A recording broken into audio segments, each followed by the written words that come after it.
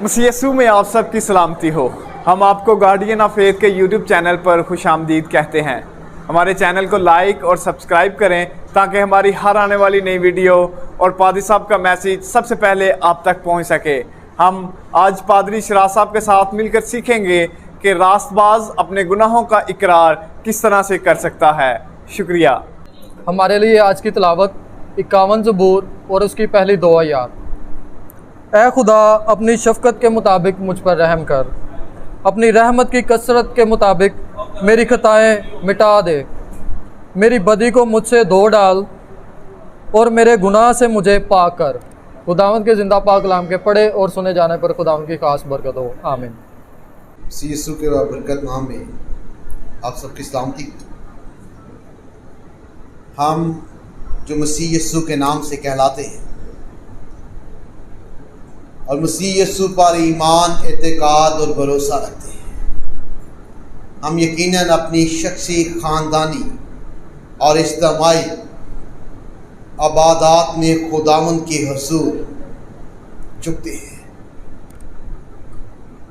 اس کے سامنے اپنے آپ کو پیش کرتے ہیں۔ جب ہم بطور ایماندار ہر خداوند کے دن یعنی اتوار کے روز عبادت کے لیے جمع ہوتے ہیں تو ہم خدا کی حمد و ستائش، تعریف اور تمجید کرنے کے لیے آتے ہیں۔ ایک ایماندار جب خدا کے حضور عبادت کے لیے آتا ہے تو بنیادی طور پر اس پر لازم ہوتا ہے کہ وہ 3 چیزوں کو کرے بطور ایماندار۔ پہلی چیز، وہ خدا کی عبادت کرنے کے لیے آتا ہے، اس کی ستائش، تعریف اور حمد کرنے کے لیے خدا کے حضور آتا ہے، کیونکہ خدا تعریف اور تمجید کے لائق خدا ہے۔ پھر ایماندار ہوتے ہوئے ہم خدا کے حضور اپنی کمزوریوں، کوتاہیوں اور گناہوں کا اقرار کرتے ہیں۔ اور تیسری چیز جو ہم خدا کے حضور آ کر کرتے ہیں، خدا سے اس کے رحم اور شفقت اور فضل کی اپیل کرتے ہیں، التجا کرتے ہیں، اور اس لیے ہم اجتماعی طور پر خدا کے حضور جمع ہوتے ہیں۔ ہم ایماندار ہوتے ہیں ہوئے بھی ہم پر یہ لازم ہے کہ ہم مسلسل خدا کے حضور آ کر اپنی کمزوری اور کوتاہی کا اقرار کریں، اپنے گناہوں کا اقرار کریں۔ اگرچہ مسیح یسوع پر ایمان لانے کے وسیلہ سے ہم گناہوں کی سزا سے بچ گئے ہیں، تو بھی خدا چاہتا ہے کہ اس کے لوگ مسلسل اس کے حضور میں آ کر اپنے گناہوں کا اقرار کریں، اپنی کمزوریوں کو مانیں اور خدا کے سامنے اس کا اقرار اور اعلان کریں۔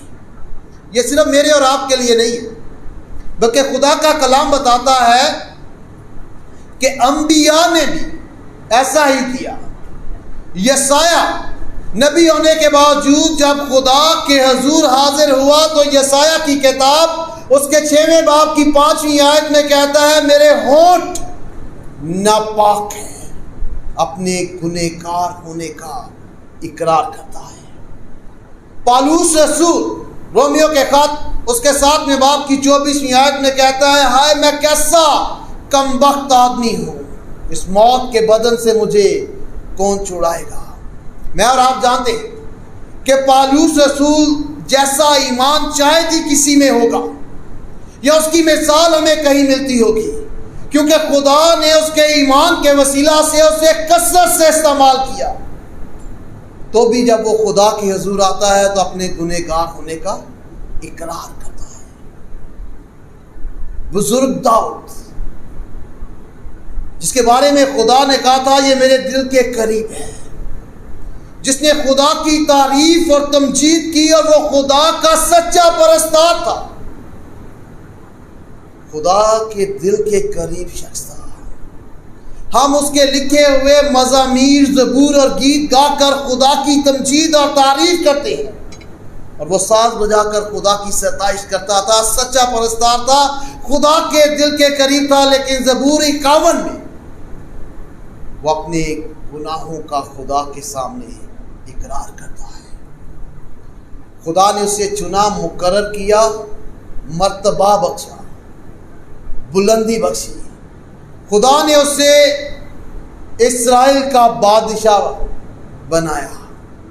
یہ مرتبہ ہے، اور انسان کی ایک کمزوری ہے، جب اسے مرتبہ ملتا ہے، مقام ملتا ہے، تو اس کے گناہ میں گرنے کا زیادہ اندیشہ ہوتا ہے۔ وہ خدا کے ساتھ چلتا تھا، خدا نے کہا کہ یہ میرے دل کے قریب شخص ہے، لیکن جب وہ بادشاہ بنا، اس نے اختیارات کو دیکھا تو اپنے اختیار کو استعمال کرتے ہوئے وہ گناہ میں گر گیا۔ اس نے بے سبا کے ساتھ ناجائز تعلقات کو قائم کیا۔ اپنے اختیارات کو استعمال کرتے ہوئے اس نے اس کے خاوند کو جان بوجھ کر جنگ پر بھیجا تاکہ اسے وہاں پر وہ قتل ہو جائے۔ پھر اس کی بیوہ کے ساتھ جو ہے وہ اس نے یہ ظاہر کیا کہ وہ بیوہ کے ساتھ ہمدردی کر رہا ہے اور شادی کرتا ہے۔ اس لیے انسان جب طاقت حاصل کرتا ہے، مرتبہ حاصل کرتا ہے، رتبہ حاصل کرتا ہے، تو اس کے گناہ میں گرنے کا اندیشہ زیادہ ہوتا ہے۔ داؤد نبی بھی بادشاہ کا مرتبہ حاصل کرنے کے بعد آسانی سے گناہ میں گر گیا۔ وہ لوگوں کے سامنے شاید اسے ظاہر نہیں کرتا تھا، لیکن دل میں بوجھ رکھتا تھا گناہ کا، اور پھر خدا کے سامنے زبور 51 میں اقرار کرتا ہے۔ زبور 51 بنیادی طور پر ایک سچے توبہ کرنے والے شخص کی آواز ہے۔ بہت دفعہ ہم توبہ اسے سمجھتے ہیں، یا ہمیں بہت دفعہ یہ تعلیم دی جاتی ہے جی صحیح توبہ کرنی ہے تو بپتسمہ لو، صحیح توبہ ہوئے تو ہی بوتے دا بپتسمہ لو، ہم سے کہتے ہیں۔ لیکن خداوند یسوع مسیح نے بڑے واضح طور پر ایک بات کو کہا۔ جب خداوند یسوع مسیح یوحنا کی انجیل اس کے 13ویں باب میں شاگردوں کے پاؤں دھو رہے تھے، تو شمعون نے کہا کہ میرے ہاتھ اور میرا سر بھی دھو دے۔ تو خداوند یسوع مسیح نے کہا جو نہا چکا ہے اسے صرف پاؤں دھونے کی ضرورت ہے۔ جس کا ایک دفعہ جس نے مسیح یسوع کو قبول کر لیا ہے اس نے نجات پا لی ہے۔ پاؤں دھونے کی کیوں ضرورت ہے؟ کیونکہ پاؤں اس زمین پر چلتے ہیں، اور جب چلتے ہیں تو پھر ان پر ڈسٹ پڑتی ہے، خاک پڑتی ہے، اور یہ خداوند یسوع مسیح نے اس لیے اسے سمجھایا اس طرح سے تاکہ جب ہم اس دنیا میں زندگی گزارتے ہیں تو گناہ کی خاک ہمارے پاؤں پر پڑتی ہے، اسے صاف کرنے کی ضرورت ہے، اسے ہٹانے کی ضرورت ہے۔ اور وہ کیسے ہوگی؟ جب ہم اپنے گناہوں کا اقرار کریں گے، جب ہم اپنے گناہ کو تسلیم کریں گے۔ ہمارے ہاں آج کے دور میں لوگ اپنے آپ کو راست باز ظاہر کرتے ہیں، اپنے آپ کو بڑا اور روحانی ظاہر کرتے ہیں۔ ہم ایک دوسرے پر روحانیت کی بڑھوتی ظاہر کرتے ہیں، لیکن جو حقیقی ایماندار ہے جب وہ خدا کے حضور آتا ہے تو اپنے گناہ کا اقرار کرتا ہے، اپنی حالت کو جانتا ہے۔ اور یہاں جب کوئی سچی توبہ کرتا ہے تو اس میں 3 چیزوں کا ہونا لازم ہے۔ اسے پتہ ہونا چاہیے کہ خدا کون ہے، گناہ کیا ہے، اور میں کون ہوں۔ ہم اکثر جب لوگ آپس میں لڑتے ہیں تو کہتے ہیں جی تو جانتا نہیں میں کون ہوں۔ ہمیں پتہ ہونا چاہیے کہ میں کون ہوں۔ انسان گنہگار ہے، کمزور ہے، خطا کرنے والا ہے، اور خدا پاک ہے، خدا راست باز ہے، اور گناہ کی سزا موت ہے۔ انسان کو یہ پتہ ہونا چاہیے۔ اس لیے داؤد نبی جو ہے وہ آغاز میں ہی، اپنے زبور کے آغاز میں ہی خدا سے رحم اور شفقت کی اپیل کرتا ہے۔ چوتھی آیت میں کہتا ہے کہ میں نے فقط تیرا ہی گناہ کیا ہے اور وہ کام کیا ہے جو تیری نظر میں برا ہے، تاکہ تو اپنی باتوں میں راست ٹھہرے اور اپنی عدالت میں بے عیب، کیونکہ وہ جانتا تھا کہ اگر خدا عدالت کرے گا تو پھر اسے ضرور سزا ملے گی، کیونکہ وہ راست باز ہے۔ اس لیے وہ خدا سے رحم کی اپیل کرتا ہے، شفقت کی اپیل کرتا ہے۔ وہ اپیل نہیں کرتا کہ میرٹ پر فیصلہ کر۔ بہت دفعہ آج کل ہم سنتے ہیں، کہتے ہیں نہیں میرٹ پہ فیصلہ کرو، تو خدا کے میرٹ پر کوئی قائم نہیں رہ سکتا، اس لیے وہ بھی نہیں رہ سکتا تھا۔ اس نے کہا کہ اپنی شفقت کے مطابق مجھ پر رحم کر، رحم کی اپیل کرتا ہے۔ ہم خدا کے رحم کے منتظر ہیں۔ اگر خدا حساب میں لائے ہماری چیزوں کو، میرٹ کرے، تو کوئی کھڑا نہیں رہ سکتا ہے۔ زبور 103 اس کی 10ویں آیت نے لکھا ہے، اس نے ہمارے گناہوں کے موافق ہم سے سلوک نہیں کیا اور ہماری بدکاری کے مطابق ہم کو بدلہ نہیں دیا۔ اگر وہ دے تو ہم برداشت نہیں کر سکتے ہیں، جس طرح کے گناہ اور کوتاہیاں اور کمزوریاں ہم میں پائی جاتی ہیں۔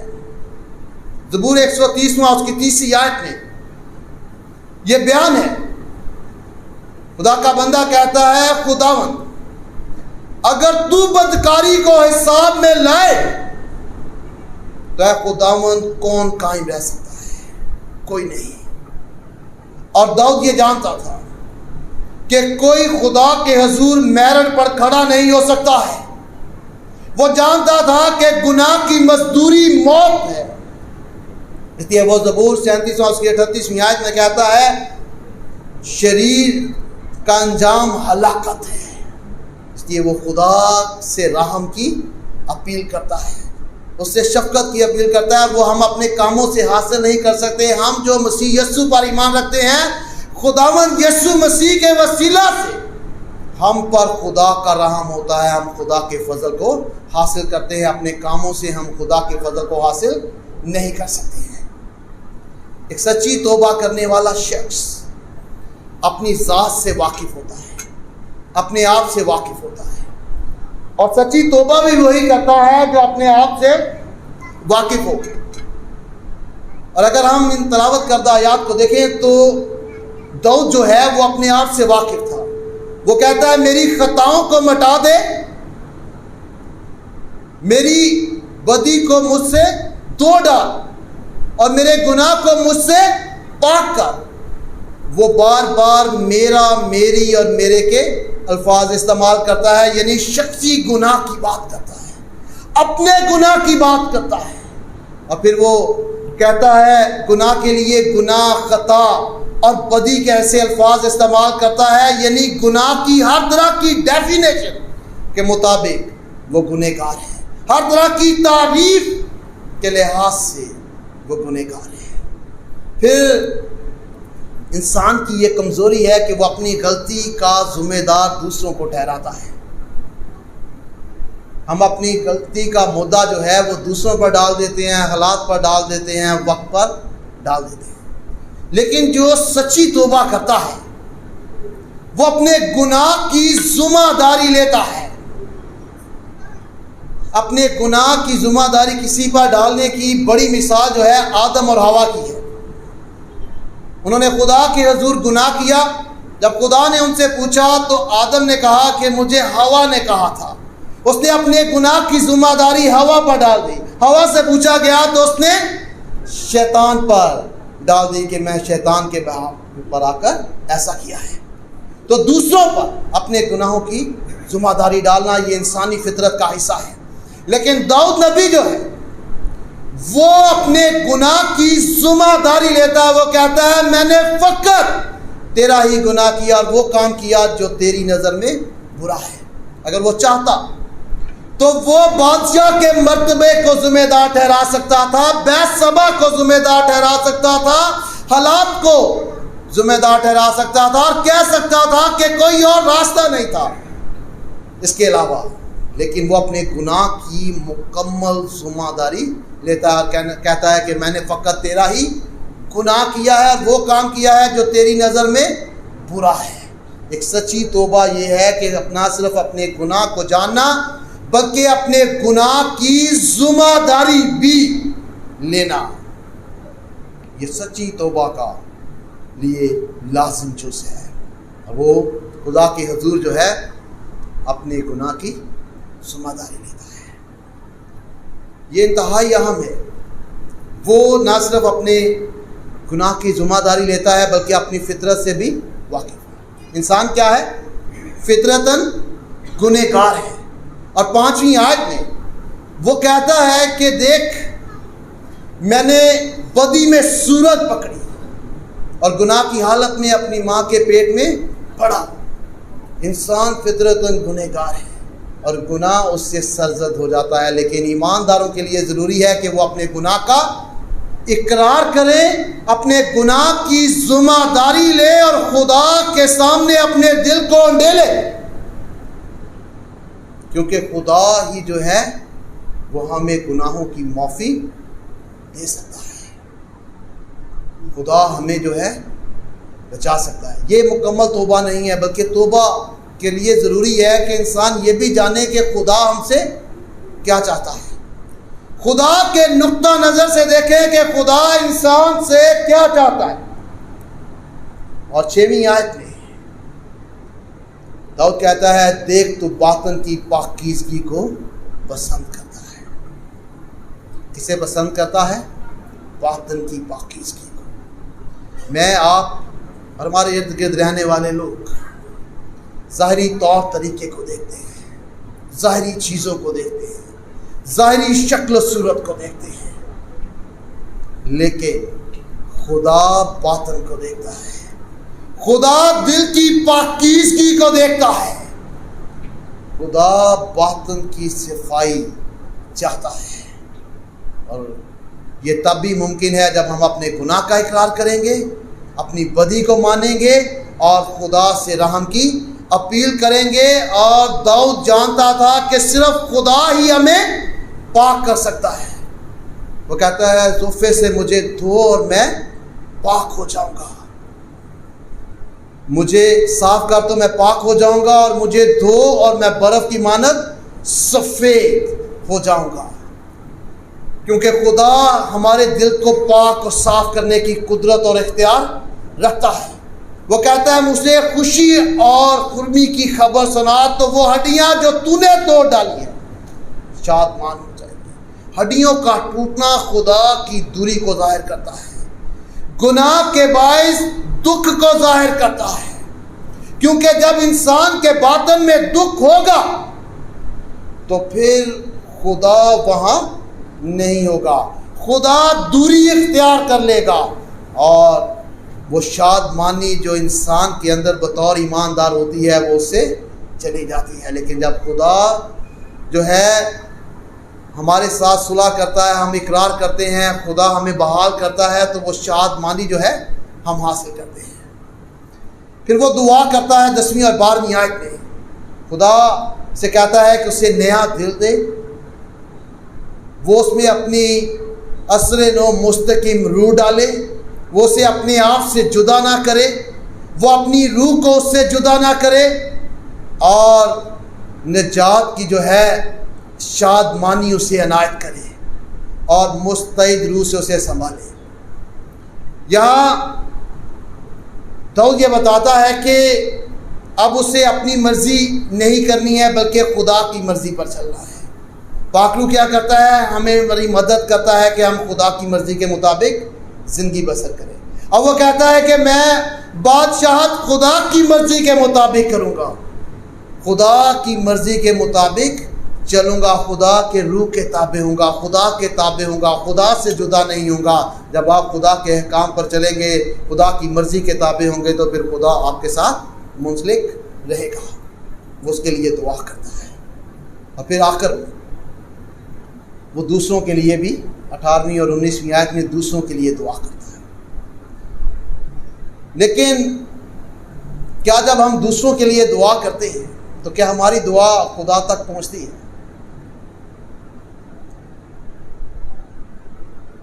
दाऊद इस ज़बूर में कहता है कि अगर कुर्बानी तुझे पसंद होती तो मैं ज़रूर देता, लेकिन खुदा को क्या पसंद है?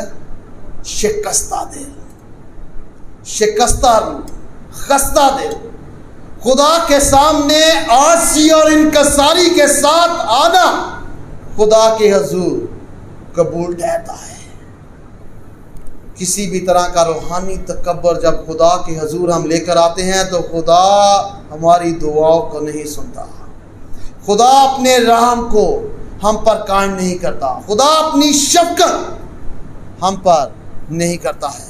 इसलिए हमें जो है खुदा के हजूर जो है वो जब आए तो अपने गुनाहों का इकरार करें, अपने गुनाह की ज़िम्मेदारी लें, खुदा पर इत्मीद रखें कि वो हमारे बातन को साफ करेगा, पाक करेगा। और जब हम दूसरों के लिए दुआ करें तो फिर जो है हमारे दिल में किसी के लिए बदी नहीं होनी चाहिए। चर्च में ही बैठकर हम एक दूसरे के लिए दिल में बदी रखते हैं, एक दूसरे के लिए गुस्सा रखते हैं, एक दूसरे के लिए जो है वो अनाद रखते हैं। जब ये सारी चीज़ें रख कर हम इबादत करेंगे, खुदा के हुजूर बैठेंगे, ना हमारी इबादत कबूल होगी, ना हमारी दुआ कबूल होगी, ना खुदा का फजल हम पर होगा। क्योंकि जब तक हम अपने बातन से बदी को दूर नहीं करेंगे, खुदा हमारी आवाज़ को नहीं सुनेगा, हमारी आवाज़ आलमे बाला पर नहीं पहुँचेगी, हमारी इबादत खुदा के हुजूर मकबूल नहीं होगी। जब हम अपनी दिल से बातन से बदी को दूर करके खुदा के हुजूर अपने गुनाहों का इकरार करके दूसरों के लिए दुआ करेंगे तो खुदा के पाक कलाम में यकूब के ख़त उसके 5वें बाब की 16वीं आयत में लिखा है, रास्तबाज की दुआ के असर से बहुत कुछ हो सकता है। रास्तबाज वो है जो मसीह यीशु पर ईमान रखता है, अपने गुनाहों का इकरार करता है और मुसलसल खुदा के कलाम के मुताबिक अपनी तकदीस करता है और अपने बातन को साफ रखता है, बदी को दूर रखता है। तो खुदा के हुजूर उसकी आवाज़ भी जो है वो पहुंचती है और उसका फजल रहम भी होता है, खुदा उसे बढ़ोतरी और तरक्की भी अता करता है। अगर आप चाहते हैं कि खुदा का फजल रहम और खुदा की बढ़ोतरी और तरक्की जो है वो आपके ख़ानदान की ज़िंदगी में हो, तो आपको खुदा के सामने अपने आप को अंडेलने की ज़रूरत है और अपनी हालत का इकरार करने की ज़रूरत है और बेहतर और लायक तौर पर उसके शागिर्द बनने की ज़रूरत है, ताकि खुदा का फजल और रहम हमेशा हम पर कायम और दायम रहे। खुदा मुझे और आपको ऐसा करने की तौफीक दे और इस पाक कलाम के वसीला से बड़ी बरकत दे। शुक्रिया।